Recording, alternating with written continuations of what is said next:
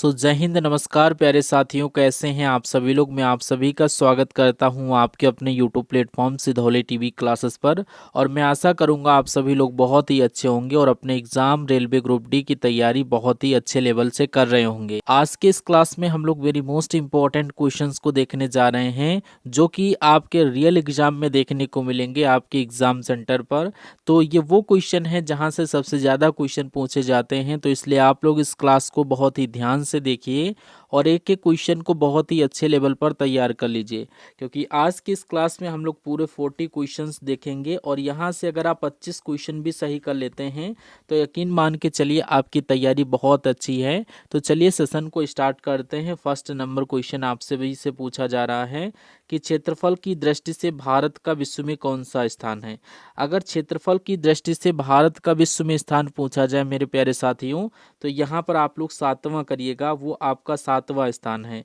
Correct answer option number C बनेगा। और अगर यहीं पर पूछा जाए कि क्षेत्रफल की दृष्टि से भारत का सबसे बड़ा राज्य कौन सा है, राज्य की बात किया जाए तो आप लोग बताइएगा राजस्थान को, ठीक है।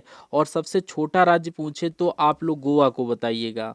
चलिए नेक्स्ट क्वेश्चन आपकी स्क्रीन पर देखिए, आपसे पूछा जा रहा है कि भारत के मानक समय का निर्धारण किस देशांतर रेखा से किया जाता है। सेकंड नंबर क्वेश्चन का करेक्ट आंसर क्या होगा, तो यहाँ पर आप लोग 82 डिग्री 30 मिनट पूर्वी देशांतर के साथ करिएगा।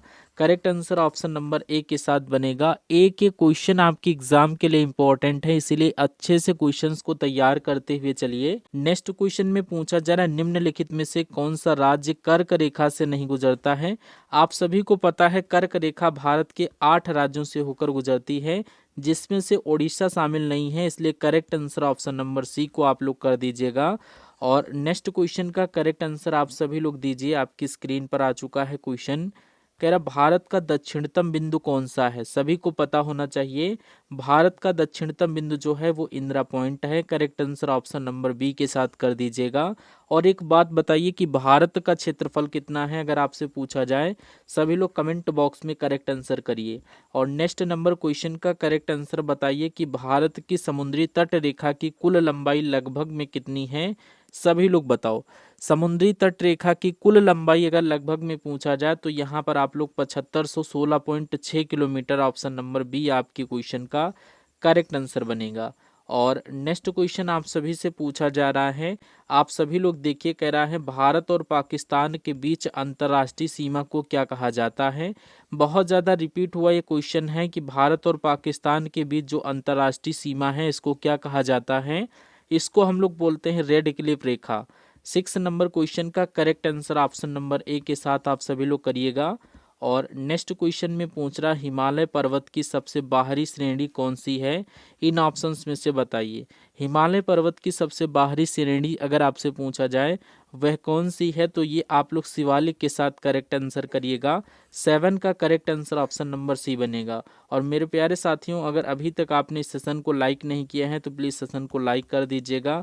और पहली बार जुड़ रहे हैं तो प्लीज़ चैनल को भी सब्सक्राइब कर लीजिएगा। इसी प्लेटफॉर्म पर आपको डेली क्लास देखने को मिलती है। और नेक्स्ट क्वेश्चन आपकी स्क्रीन पर कह रहा है दक्कन का पठार किस आकृति का माना जाता है। दक्कन का पठार अगर आपसे पूछा जाए तो ये आप लोग त्रिभुजाकार के साथ कर दीजिएगा। ये आपका त्रिभुजाकार है, option number B correct answer बनेगा।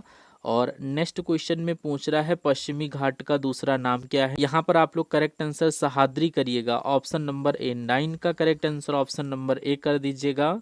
नेक्स्ट क्वेश्चन में पूछ रहा पश्चिमी घाट और पूर्वी घाट कहाँ मिलते हैं, तो यहाँ पर आप लोग नीलगिरी पहाड़ियों के साथ करेक्ट आंसर करिएगा। ये option number B right answer बनेगा। और नेक्स्ट क्वेश्चन आप लोग देखिए, आपसे पूछा जा रहा बंगाल का सूत्र किस नदी को कहा जाता है, तो यहाँ पर दामोदर नदी को लॉक कर दीजिएगा। और यहाँ पर बिहार का शोक पूछा जाए तो आप लोग कोसी नदी को लॉक करेंगे। क्वेश्चन में कह रहा है ब्यास नदी किस नदी की सहायक नदी है। ब्यास को याद कर लेना, ये किस नदी की सहायक नदी है। 12 नंबर क्वेश्चन का करेक्ट आंसर सतलुज के साथ कर दीजिएगा, ऑप्शन सी करेक्ट आंसर है। नेक्स्ट क्वेश्चन में कह रहा भारत का सबसे बड़ा नदी डेल्टा किस नदी के द्वारा बनाया गया। 13 का करेक्ट आंसर आप लोग गंगा ब्रह्मपुत्र नदी के साथ करिएगा। राइट आंसर ऑप्शन सी बनेगा। और नेक्स्ट क्वेश्चन में आपसे पूछ रहा है भारतीय जलवायु की सबसे महत्वपूर्ण विशेषता क्या है, सभी लोग बताइए।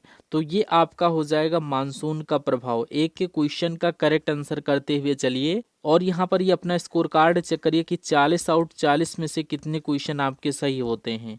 तो यहाँ पर नेक्स्ट क्वेश्चन आप लोग देखिए, कह रहा है जलोढ़ मिट्टी मुख्यतः कहाँ पाई जाती है या किस क्षेत्र में पाई जाती है। करेक्ट आंसर उत्तरी मैदान के साथ करिएगा, option number B correct answer है। नेक्स्ट, बांगर और खादर किस प्रकार की मिट्टी है, अगर आपसे पूछा जाए मिट्टी का प्रकार पूछा जा रहा है तो ये आप लोग बताइए। ये आप लोग जलोढ़ मिट्टी के साथ करिएगा, correct answer option number C बनेगा।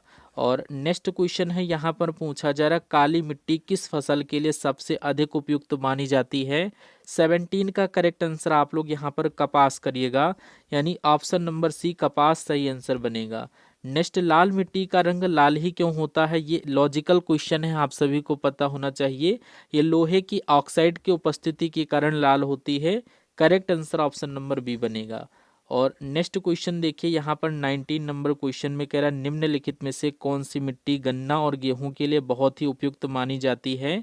यहाँ पर करेक्ट आंसर आपका जलोढ़ मिट्टी होना चाहिए, option number A correct answer है। और नेक्स्ट क्वेश्चन का करेक्ट आंसर बताइए, निम्न में से कौन सी खरीफ फसल है। खरीफ फसल की बात चल रही है तो ये वो फसलें होती हैं जो जून जुलाई में बोई जाती हैं। तो गेहूं नहीं बोते हैं, चना भी नहीं बोते हैं, सरसों भी नहीं बोते हैं, यहाँ पर धान करेक्ट आंसर बनेगा, option number C correct answer है। नेक्स्ट क्वेश्चन देखिए, भारत में हरित क्रांति का जनक किसे कहा जाता है। एम एस स्वामीनाथन को, ऑप्शन नंबर ए को लॉक कर देना। और श्वेत क्रांति के जनक पूछा जाए तो आप लोग वर्गीज कुरियन को लॉक कर दीजिएगा, इनको श्वेत क्रांति का जनक कहा जाता है। नेक्स्ट नंबर क्वेश्चन देखिए, ऑपरेशन फ्लड का संबंध किससे है, तो ये श्वेत क्रांति से है। और अगर यहाँ पर इनके जनक पूछा जाए तो आप लोग वर्गीज कुरियन को याद कर लेना। नेक्स्ट क्वेश्चन देखिए, चाय उत्पादन के लिए कौन सा राज्य प्रसिद्ध है। चाय के लिए आप सभी को पता होगा असम हो जाएगा। कॉफी उत्पादक राज्य अगर आपसे पूछा जाए तो आप लोग क्या बताएंगे। कॉफी के लिए आप लोग यहाँ पर कर्नाटक को बताइएगा, क्या बताओगे, कर्नाटक को बताइएगा। और एक और आपसे पूछा जाता है कि जूट के लिए कौन हो जाएगा, तो जूट के लिए आप लोग पश्चिम बंगाल को याद कर लेना। क्या याद करोगे, यहाँ पर पश्चिम बंगाल याद कर लेना, ये सब आपके एग्जाम में पूछे जाते हैं। और एक आपसे रबड़ के लिए पूछा जाएगा, रबड़ के लिए कौन सा राज्य है, तो आप लोग केरल को याद कर लेना। नेक्स्ट क्वेश्चन में कह रहे हैं नीली क्रांति का संबंध किससे है। अगर पीली पूछता तो आप लोग क्या बता दे, तिलहन उत्पादन।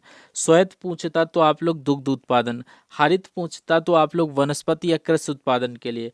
और नीली क्रांति का यहाँ पर संबंध मछली उत्पादन से है, correct answer option B. Next question देखिए, निम्नलिखित में से कौन सा सही सुमेलित है। सही सुमेलित आपको बताना है। चाय जो है ये पंजाब के लिए नहीं, कर्नाटक के लिए कॉफी सही है, रबड़ के लिए राजस्थान ये गलत हो जाएगा, और गुजरात ये भी गलत हो जाएगा। आपका करेक्ट आंसर यहाँ पर ऑप्शन बी कर्नाटक, यानी कॉफी के लिए कर्नाटक हो जाएगा। बाकी ये सब गलत ऑप्शन दिए गए थे। नेक्स्ट क्वेश्चन में कह रहा झरिया कोयला किस क्षेत्र राज्य में स्थित है, तो ये क्या झारखंड में है। 26 का correct answer option number B के साथ कर दीजिएगा। नेक्स्ट नंबर क्वेश्चन देखिए, यूरेनियम कॉरपोरेशन ऑफ इंडिया का मुख्यालय कहाँ स्थित है प्यारे साथियों। तो यहाँ पर मुख्यालय की बात चल रही है तो आप लोग यहाँ पर जादूगोड़ा के साथ करेक्ट आंसर करना, option number B. Next question में आपसे पूछा जा रहा है एल्युमिनियम उद्योग के लिए सबसे महत्वपूर्ण कच्चा माल कौन सा है, सभी लोग बताओ। यहाँ पर महत्वपूर्ण कच्चा माल आपसे पूछा जा रहा है तो यहाँ पर एकदम ये सभी एनसीईआरटी बेस्ड क्वेश्चन है, आप सभी को देखना है, करेक्ट आंसर बताना है। 30 का करेक्ट आंसर आप लोग यहाँ पर बॉक्साइट के साथ कर दीजिएगा। और नेक्स्ट क्वेश्चन आप लोग देखिए, आपसे पूछा जा रहा है निम्नलिखित में से कौन सा उद्योग कृषि आधारित उद्योग है। अगर आपसे पूछा जाए तो आप लोग क्या बताओगे, तो यहाँ पर जूट जो दिया गया है, जूट जो उद्योग है ये कृषि आधारित उद्योग है, इसलिए करेक्ट आंसर आप लोग ऑप्शन नंबर बी के साथ कर दीजिएगा। क्वेश्चन में कह रहे हैं निम्नलिखित में से कौन सा कथन सही है, तो यहाँ पर जूट उद्योग का केंद्र कोलकाता हुगली क्षेत्र में स्थित है। करेक्ट आंसर मैंने डायरेक्ट बता दिया, ऑप्शन नंबर बी को लॉक कर दीजिएगा। यहाँ पर option number B correct answer कर लीजिएगा। नेक्स्ट देखिए, भारत में रेलवे की शुरुआत किस वर्ष हुई थी। अगर रेलवे की बात किया जाए तो ये सन 1853 में हुई थी, और कहाँ से कहाँ तक हुई थी, मुंबई से Thane, option number B correct answer है। नेक्स्ट, भारत की पहली रेलगाड़ी किन दो स्थानों के बीच चली थी, तो यहाँ पर मुंबई से ठाणे, ऑप्शन नंबर ए 1853 आप लोग करेक्ट आंसर करिएगा, सन 1853 में ये चली थी। नेक्स्ट, जनगणना 2011 के अनुसार भारत का लिंगानुपात कितना था? तो ये 943 था। Correct answer option number C के साथ कर दीजिएगा। नेक्स्ट, निम्नलिखित में से कौन सा कथन गलत है? अब यहाँ पर गलत आपको बताना है। 36 का करेक्ट आंसर देखिए। यहाँ पर अगर आपसे पूछा जाए गलत कथन, तो यहाँ पर भारत में जनगणना यहाँ पर 10 वर्ष में होती है तो सही है। 2011 में भारत का लिंगानुपात 1943, बिल्कुल करेक्ट आंसर। भारत में सर्वाधिक साक्षरता वाला राज्य यहाँ पर केरल है, बिल्कुल सही है। नेक्स्ट ऑप्शन में दिया गया भारत में सर्वाधिक जनसंख्या वाला राज्य बिहार, बिल्कुल गलत है। यहाँ पर यूपी होना चाहिए था, इसलिए ये वाला ऑप्शन नंबर आपका डी करेक्ट आंसर बनेगा इस क्वेश्चन का। नेक्स्ट, निम्नलिखित में से कौन सी प्राकृतिक आपदा है जो अपने आप घटित होती है उसको प्राकृतिक आपदा कहते हैं, जैसे कि यहाँ पर भूकंप। Option number A correct answer है। नेक्स्ट क्वेश्चन में आपसे पूछा जा रहा है प्यारे साथियों कि भारत में आपदा प्रबंधन अधिनियम किस वर्ष लागू किया गया था? आप सभी लोग बताइए किस वर्ष यह लागू किया गया था? तो सन याद कर लेना, 2005 ईस्वी में यह लागू किया गया था। करेक्ट आंसर ऑप्शन सी बनेगा। और नेक्स्ट क्वेश्चन आप लोग देखिए, नाथुला दर्रा आपके सामने आ सकता है। नाथुला दर्रा यानी यहाँ पर नाथुला दर्रा और जेलेपला दर्रा, ये दोनों दर्रा आपके इम्पॉर्टेंट हैं। ये आपके सिक्किम के दर्रे हैं, इसलिए option number correct answer option B बनेगा।